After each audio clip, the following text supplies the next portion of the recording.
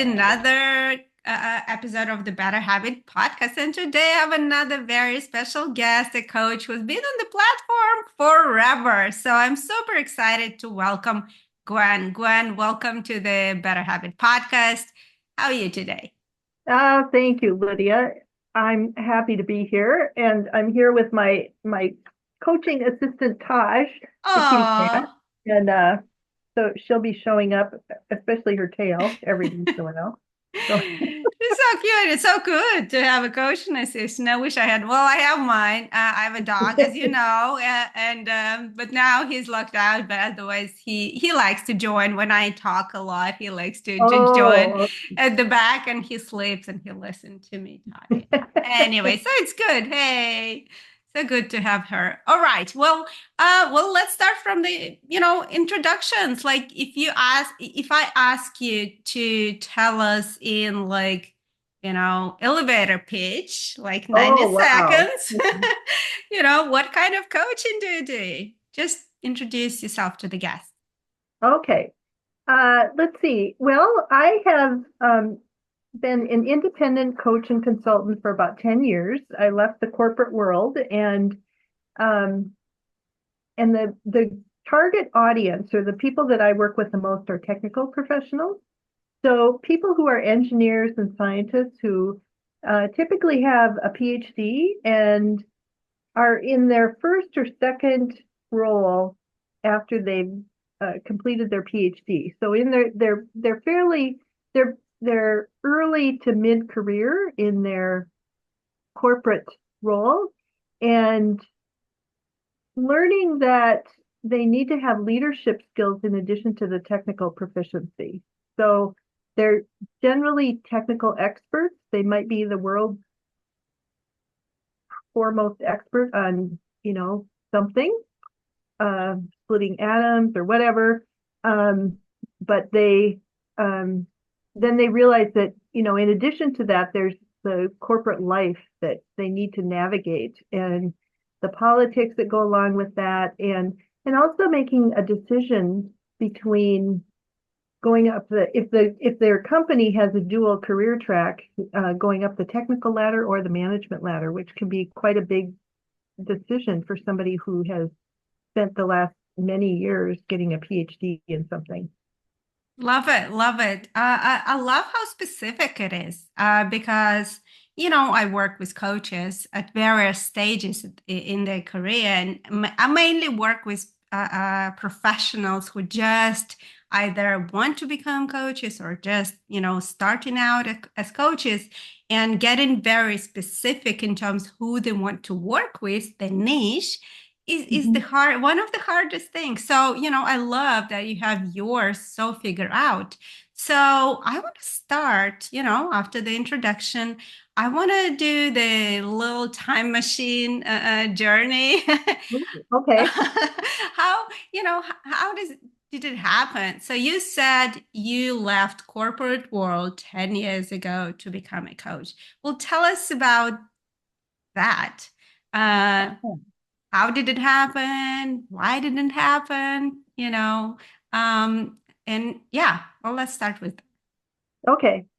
Well, I spent most of my career in what is traditionally known as human resources.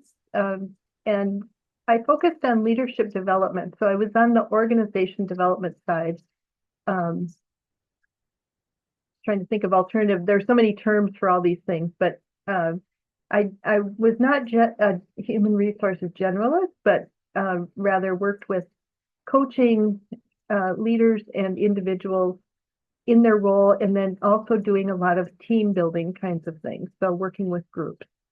And I always enjoyed all of that. And I ran leadership development programs inside organizations. And my last position inside an organization was for a hospital. And I ran their leadership development program for their physicians. And uh, I decided to go for a coach credential. So I have an International Coach Federation credential. And the program that I use for my training is the Neuro Leadership uh, what's it called? It's by David Rock's organization, and I think it's called I can't remember it's results coaching. That's what it was. The results coaching certificate. And I chose that because I was working with scientists, mostly physicians and nurses. And I wanted something a credential that would be credible to scientists. And so there's a lot of brain science associated with this coaching methodology. And, of course, neuroscience and understanding how our brains work has become so popular, and we know so much more now than actually when I started this even. But it really helped add a bit of credibility to my coaching gravitas, I guess is what I would call it. And I also, and I'm not sure that I can describe what it is, but there was for some reason, I happen to be particularly successful in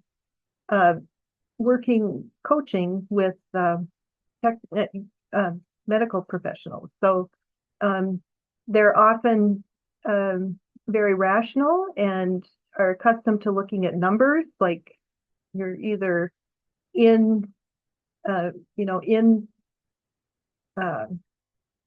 it's either black or white. The numbers, whatever numbers they're measuring for blood ox or whatever it is either in or out of the zone. And so, so I became quite accustomed to working with people who wanted a script for everything and wanted to know, okay, if I can't do that, then what can I do? And so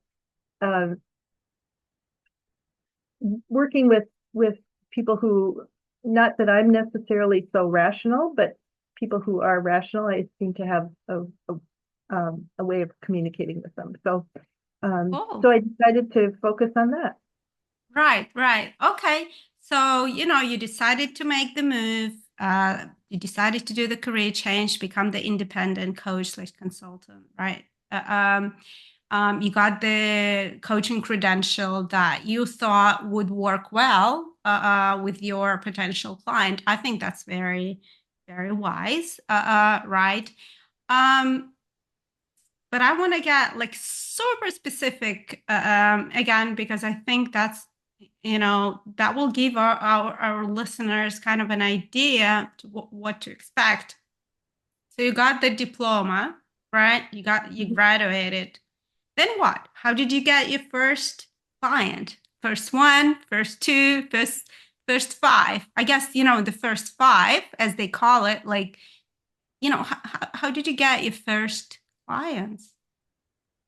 Oh wow, I'll have to think back about that. I'm not sure I even remember.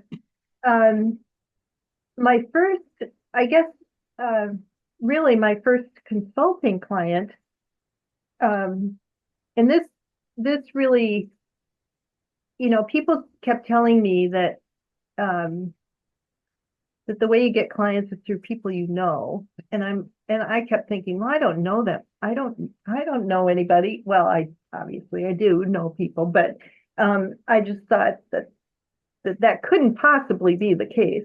Right. Well, lo and behold, 2 weeks after I left my role, my internal role, a friend had introduced me to a woman who does work kind of like mine. And she thought that, and she had just moved into my neighborhood. And so our mutual friend thought we would have something in common. So connected us. We went for coffee. And while we were chatting, she said, "Oh, I have a meeting set up next week with a large global multinational company in town to do a leadership development program. And I actually think you'd be better suited for it than me. So would you come with me on this meeting?" And, of course, I said, yes, I will clear my calendar to come with you.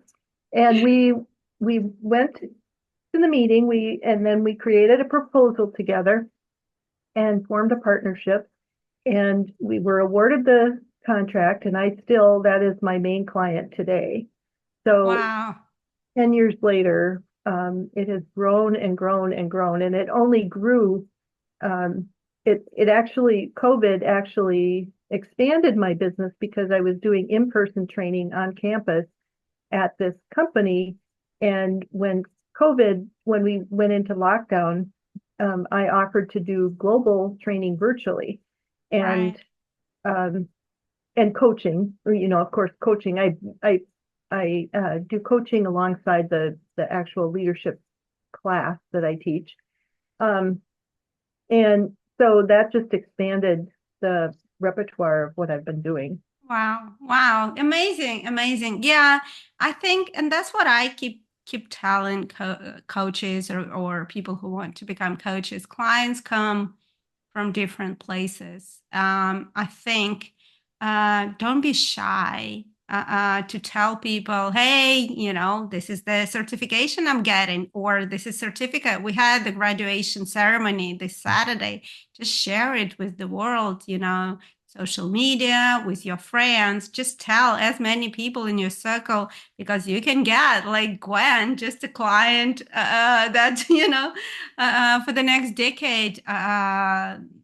That's gonna kind of fill your calendar. Wow, amazing, amazing, interesting story. All right, well, let's jump into the story again, your story of how you got to learn about Coach Me. Oh, okay. Oh, wow. Well, as I was starting my business, I was looking for all sorts of ways that I could do coaching. And I ran across Coach.me and um and I obviously joined and started an account.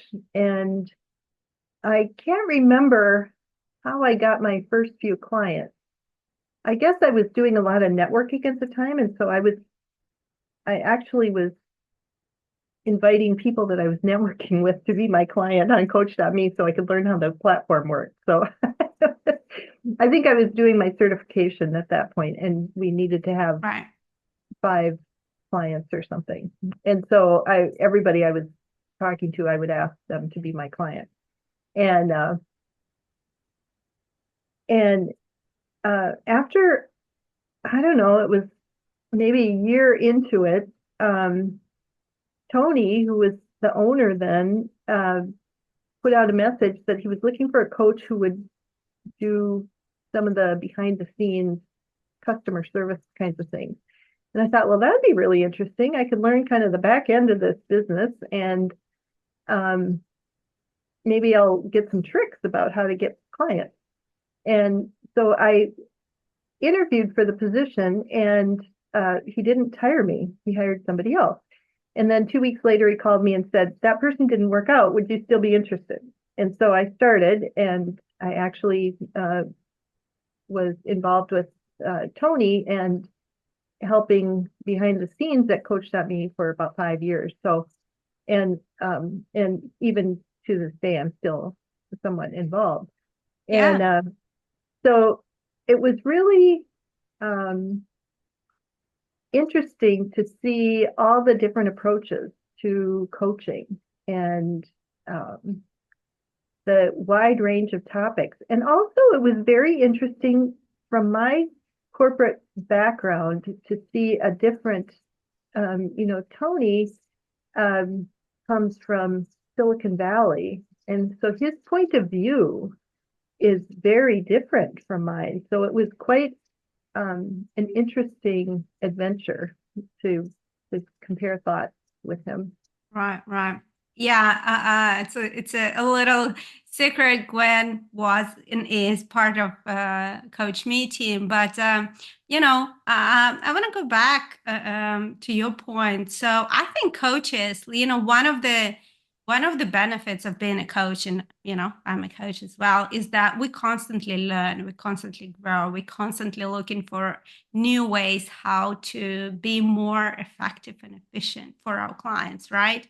I think, I've never met a coach who is like, don't do this. So That's, I think your story about how you got into Coach Me is very common in that sense. And we think, we coming up to the new year that's coming, a new HCC cohort. So we're inviting, hopefully if you're a coach, if you already have some coach certification, we're inviting you to come in and learn and, get our habit coach certification and learn the chat-based habit coaching, because we think it's a great addition to Mhm, mhm, your coach portfolio, to the toolbox, right? To the toolkit that you can use with your clients, not only and I'm going to say my point of view, and I would like you to add how you see it and how you use it with your clients. Like I like to use it with my clients in a variety of cases. Sometimes it's how clients come into me, they find me through Coach Me, they start with chat-based coaching, and then our relationship develops into something bigger, right? They realize they want more, they need a live coaching sessions, they want to build a business, they want to do a launch, etc., etc. But sometimes they come to me for something, for a bigger service, like coaching sessions or strategy sessions or a course. But then I say, hey, if you want me to support you at a kind of lower intensity, then again, Coach Me or chat-based coaching through Coach Me could be a great way to kind of to support after you deliver the service. So I think again, chat-based coaching through Coach Me can come at a different points in terms of coach-client relationship, either in the mhm, beginning or as the follow-up, and a great complementary service where it can enhance the experience, increase the efficiency, and just be a very very effective way to help clients achieve results. Like what's your experience? How do you use yeah. it today in your kind of overall coaching practice?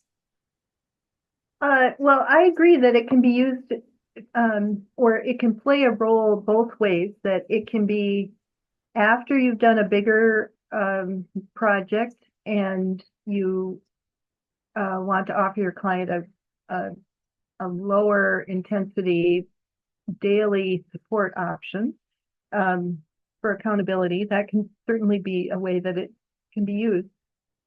What I have found is that the clients that I've gotten from Coach.me come, um, they come looking for uh, assistance in making some change in their life that generally, because I associate with the productivity, setting priorities for your day, that actual goal, they come for a productivity purpose, and we work together on a daily habit, and then it expands into something bigger.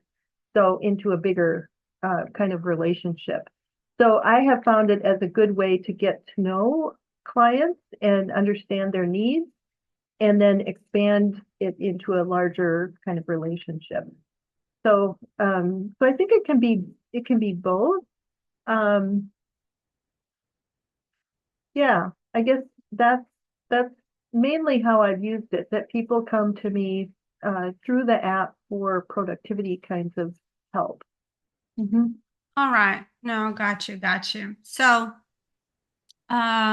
yeah, I think again, it can play a different role depending on your kind of your desired, I guess, coaching portfolio. And all of us have our own preferences. Some of us love working with the groups, and you have groups. I know you have groups, Mhm. Mhm. teaching and coaching groups. Some of us love one-on-ones more, right? So, Mhm. and again, the chat-based coaching can be a good complement or an addition both to one-on-ones and to groups and the introductory and the kind of the post course support something. So Mhm. Again, you can use it however you want, but it's a great tool in your coach's toolbox. All right. Well, I want to kind of switch gears a little bit.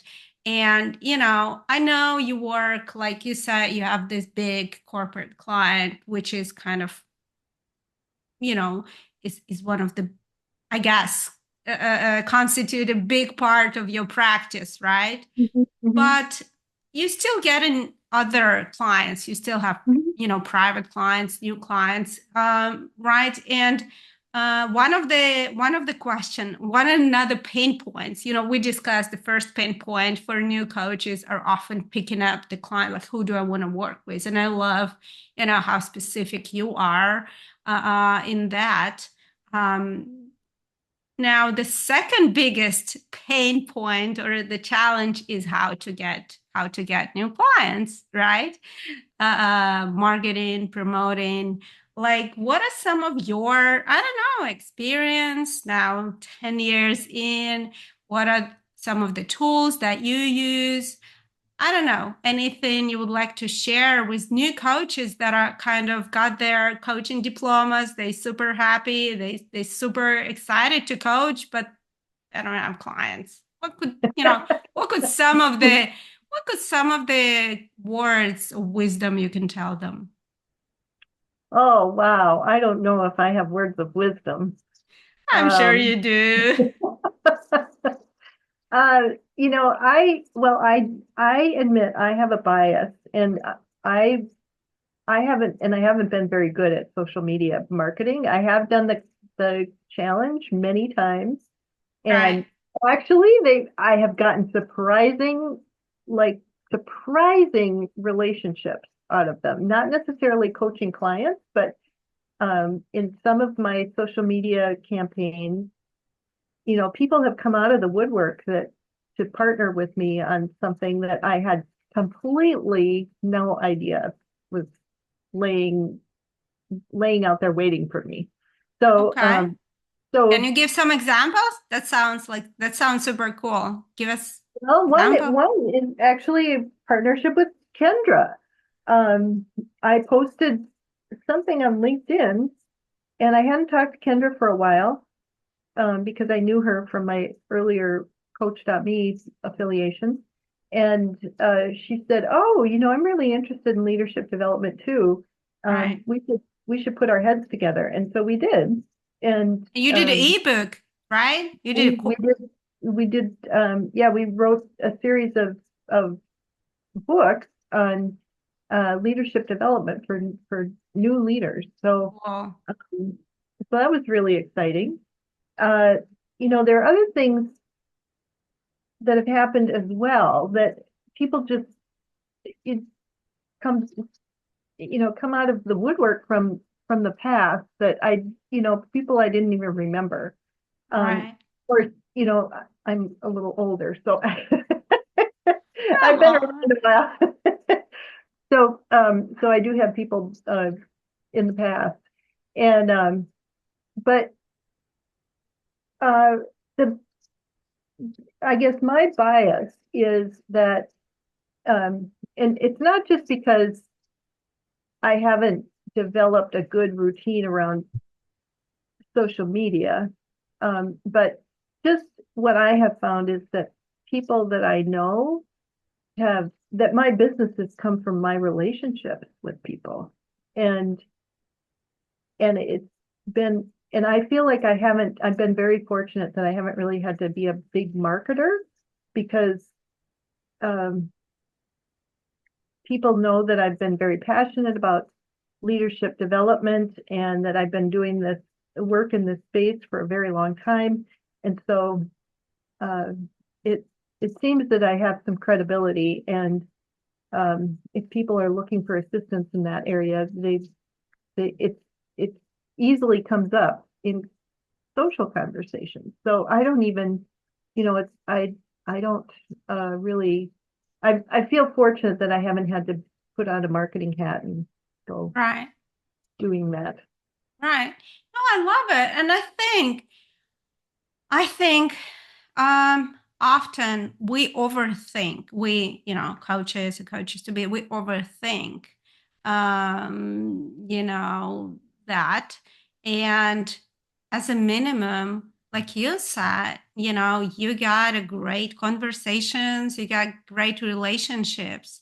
And, we forget that social media was designed to build connections and to stay Mhm. connected. And I think, as a minimum, if we use it that way, there is a very great chance that people will surface and opportunities will surface. So, yes, if we want to get clients fast right now, we do need to put the market ahead, and we do need to do some hardcore promotional, hardcore, marketing activities.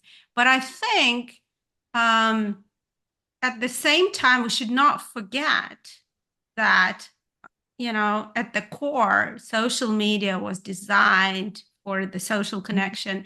And what I've also seen, and I also experienced myself, is that often, just staying connected, keeping people updated on what's going on in your life can surface, Mhm. resurface, like you said, opportunities, and business opportunities, other opportunities, things that you wouldn't think about. So, Mhm. I think it's a good reminder, Gwen. Again, there are situations, there are times, and for some of us where you do need to go hardcore marketer mode, and Mhm. you can use social media for that. You can use podcasts. You can use other tools for that. I think Mhm. that's, we're not kind of saying you shouldn't do that, but I think, making sure you also, just sharing your journey, Mhm. just Mhm. sharing what's going on in your life, sharing your passion. I love that you said that people know that you're passionate about leadership development, you're passionate about, what you're doing. I think people wouldn't know you didn't share. And I'm sure you share it various ways, not just on social media, right? You Mhm. probably share it in the real life conversations, phone calls, just Yeah. meetings, everywhere you did. When people ask you how you doing, you would share your passion, right? I think another way that this is not the direct line to clients, but getting involved with other coaches. I've made many friends through Coach.me, and they're all virtual friends that I haven't met in person necessarily, but I feel like I have a really strong network of people that work virtually, and so that's to me that's really exciting that I have. I just feel like that. You know, that's enriched my life a lot. No, absolutely, absolutely. And we do plan at Coach Me to do more activities in our, coaches community, because I think, being a coach is great. I love being a coach, but it has some certain, I don't want to say dark side, but, well, some, essential challenges, I guess, Mhm. right? And one Mhm. of the challenges is it can be pretty lonely journey, Mhm. right?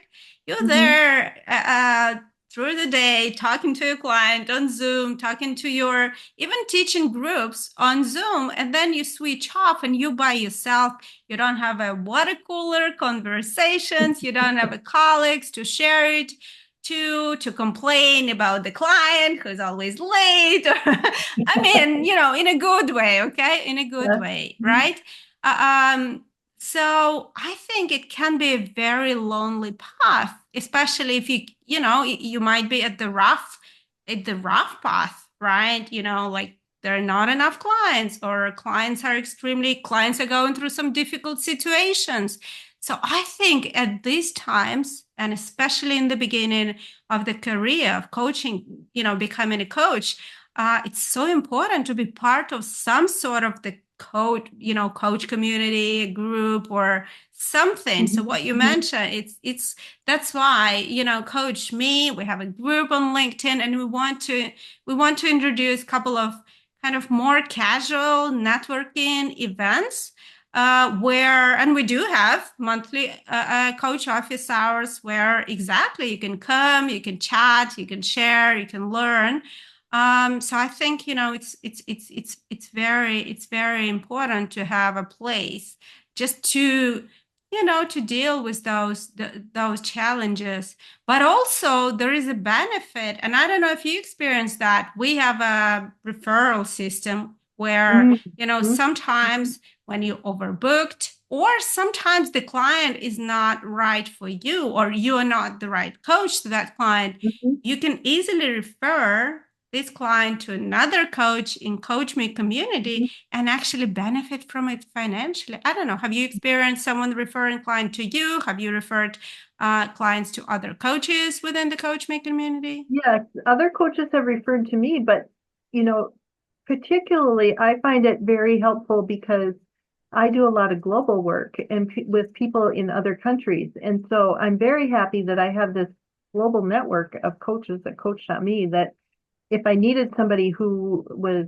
fluent in Farsi or something, I would be able to reach out and find another coach to refer my client to. So that's really a big benefit, I think. Wow. No, I think that's amazing. I mean, I just want to go back to the beginning of your story where your colleague or your friend said, "Hey, she introduced you to that your Mhm. first and your main Yeah. client, right?" Mhm. So you never know what these referrals are gonna end up. It may seem like, okay, just one more client, but it could be a it could be a life-changing client. Good. Like, you never know.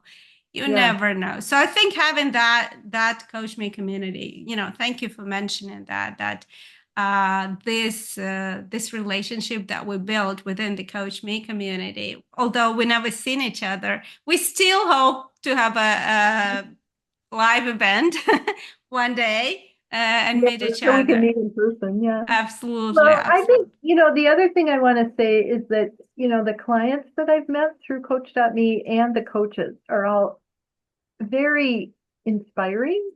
And, the clients want to improve their lives, and many of them are very sophisticated about it. They've already tried a lot of techniques to make improvements.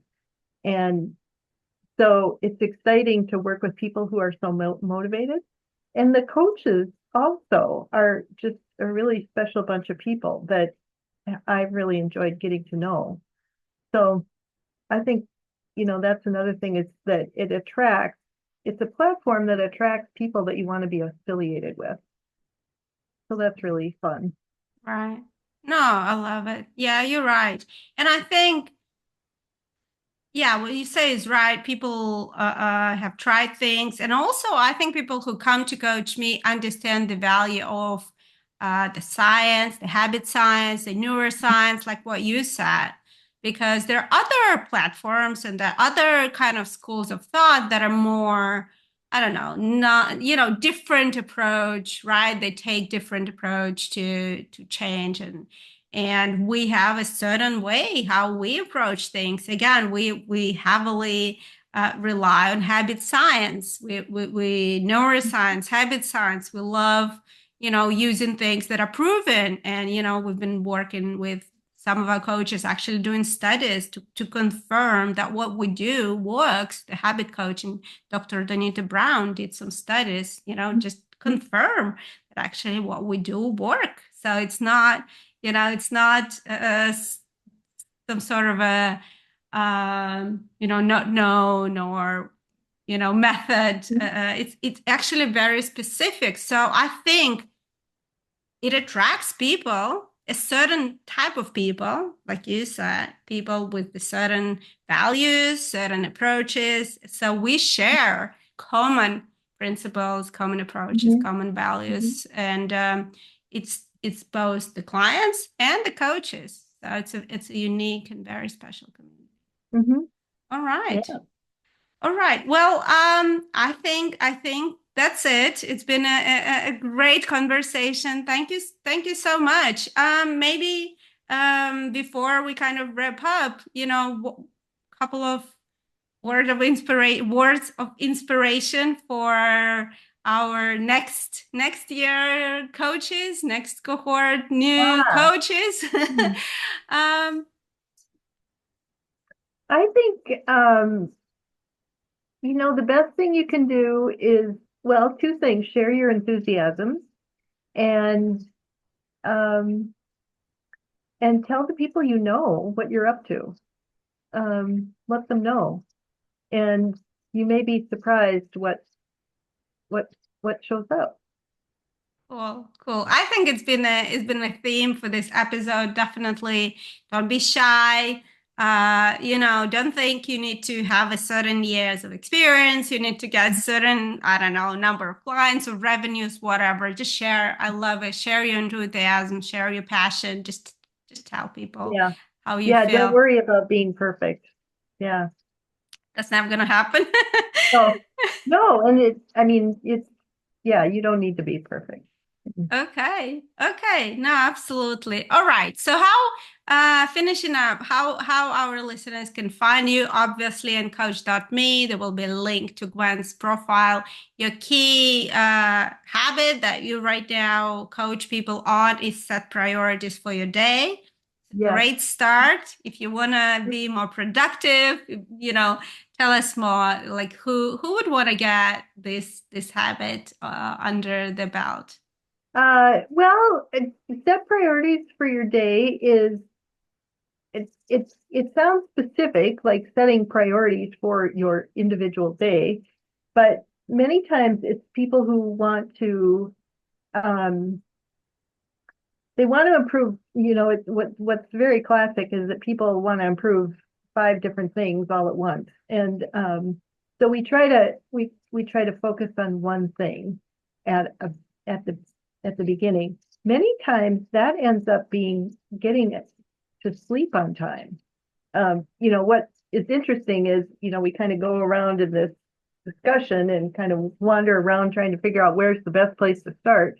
Yeah. And oftentimes it's getting to sleep on time. So, so that affects all your priorities for the day because you have to Right. um, re-engineer your day so you can go to sleep on time. Great, So, great. Okay, guys. So, if things are kind of chaotic in your life, if you know, anything, honestly, if you want a more structured day, if you want to be more productive, I think this is one of the best way to start. And then you don't know where you're gonna end up. yeah, Where you're gonna end up. All right. Well, Gwen, thank you so much for being here, and I hope to see you here again. thank you. Thanks, Lydia.